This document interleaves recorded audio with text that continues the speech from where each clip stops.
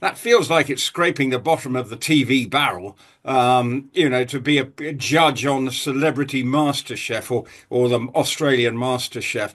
I mean, I find it distasteful in the extreme. So Meghan and Harry just wrapped their quasi-royal Australia tour, and it sparked a major debate about monetising royal status. They're filming MasterChef while claiming it's not official business, creating this messy contradiction that perfectly captures their post-royal strategy. Let's break down why this matters. And speaking to Australian friends of mine, as you know, they are, in the main, appalled by what's going on. I don't know what the crowds were like in Melbourne when they turned up at the hospital.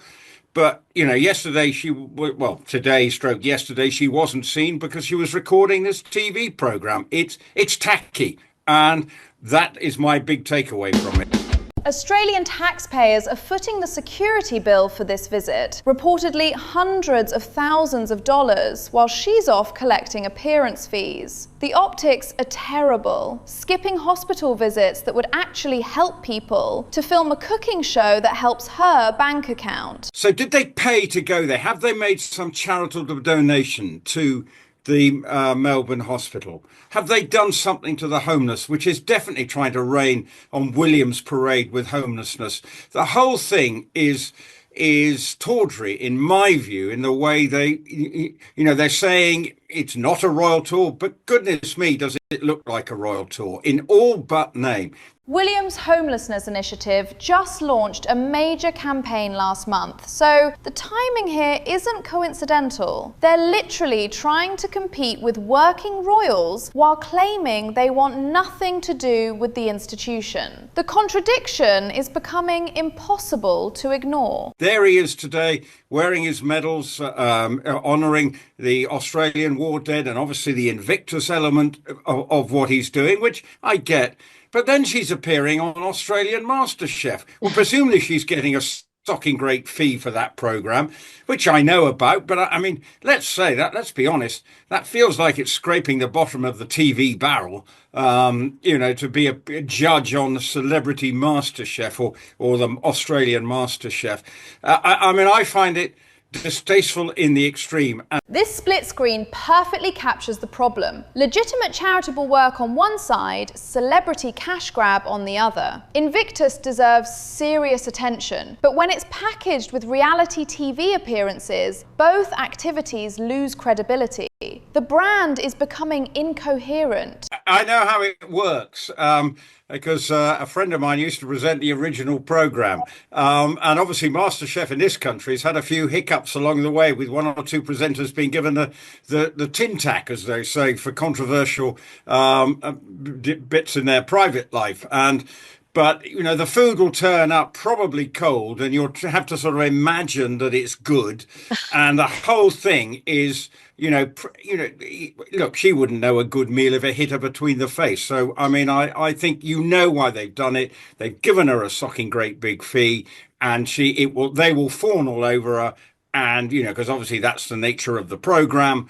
And that's just what she wants. MasterChef Australia fired judges before for off-camera scandals. They know controversy sells. These shows are designed as ego validation chambers where celebrities get praised for basic tasks. It's exactly the kind of fawning coverage she craves but can't get elsewhere. She wants people fawning at her feet, and here she can fawn.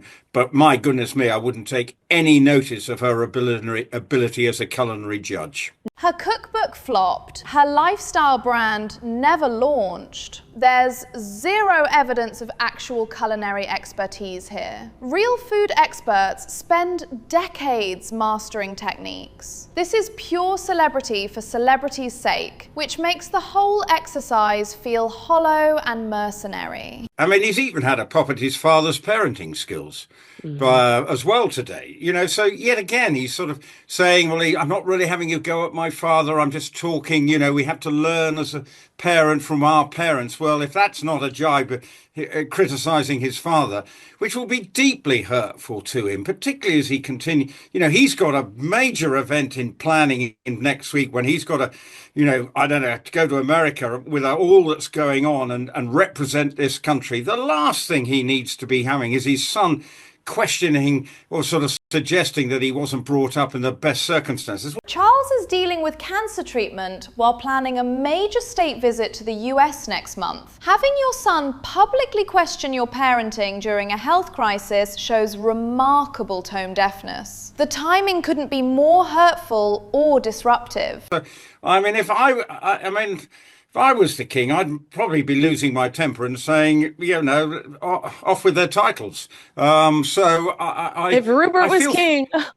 Yeah, if I was king, it would be off with their titles, because I just think, so they can stop them.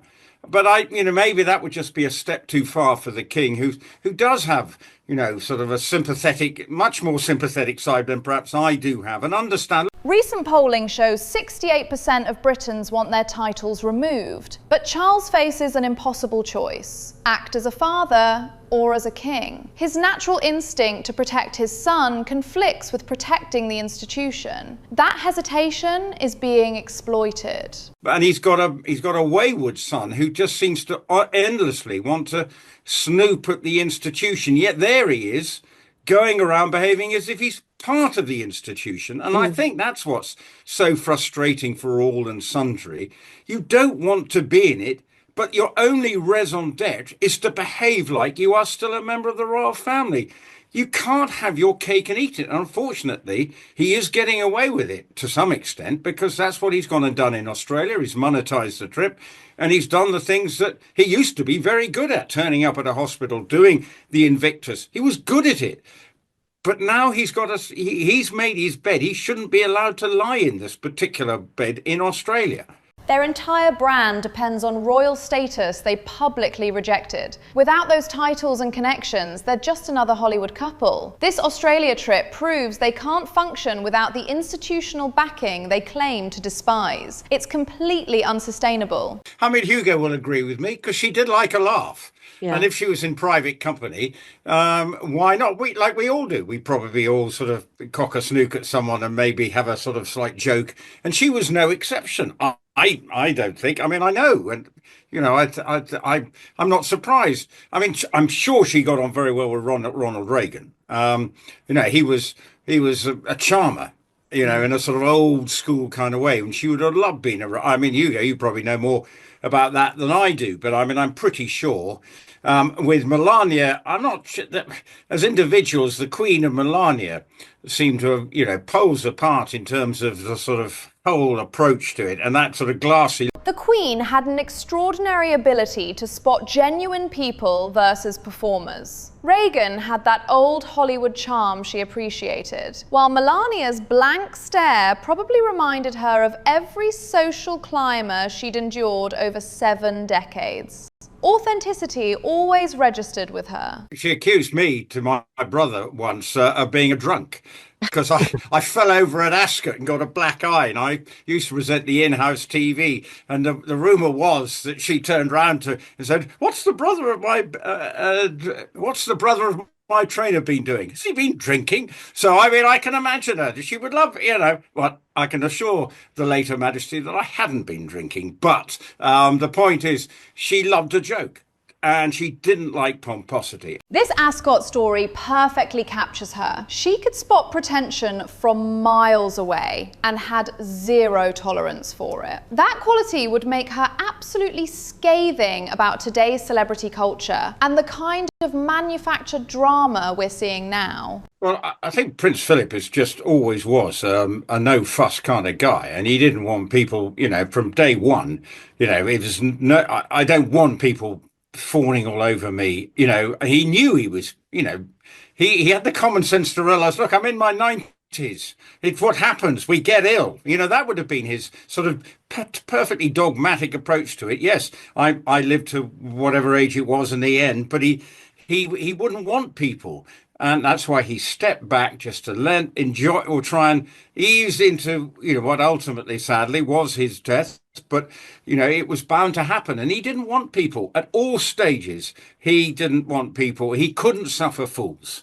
And that was his overriding sort of mantra throughout life. Philip's approach to aging with dignity stands in stark contrast to today's attention-seeking behaviour. He understood mortality without needing constant validation or public sympathy. That generation handled personal struggles privately. Imagine that concept today. And when you look at the sort of similarities now, when you see the Sussexes, it's a sort of brazen attempt at hankering after their times in the royal family. Yet, I just wonder, and I was thinking about it, and I want Hugo's take on it. The fact is, he had to give up being king for marrying her. And when you think how world has moved on, that you now have a king who is divorced, married a divorcee, yet, okay, it was a bit of there was a discussion, but everything more or less carried on seamlessly. The parallels are striking. Both Edward and this situation involve someone who wanted royal status without royal duty. The irony is that divorce barely registers as scandal now, yet we're still dealing with the fallout from people who can't accept their choices. And I know the Queen Mother certainly was not fond of her at all, believing, suddenly her husband, who wasn't expected to be king, suddenly finds himself with the top job and having to be the king during the Second World War. George VI never wanted to be king, but stepped up during Britain's darkest hour. The abdication forced an unprepared man into leading the country through World War II. Imagine that pressure. Personal choices have institutional consequences that last decades. He said he was a lovely man, but whether he had the commitment to serve as king, that may have been his sort of Achilles heel. But had all the charm in the world. And when he was Prince of Wales, everyone loved him, wasn't he? Because he was a dashing debonair, really of the time, the sort of the jazz age. He absolutely fitted that model. But actually, to get promoted to the sort of top job, and then that being king was a very different, almost feels very different than it is now. So it is actually, he created great loyalty, but he maybe just didn't have that something that gave him that, right, he didn't want to put country ahead of love in this case, which clearly was a love affair in the end. Edward had charisma but lacked commitment, exactly the pattern we're seeing repeated. Being popular isn't the same as being dedicated to service. Both chose personal desires over duty, but at least Edward had the decency to step away completely.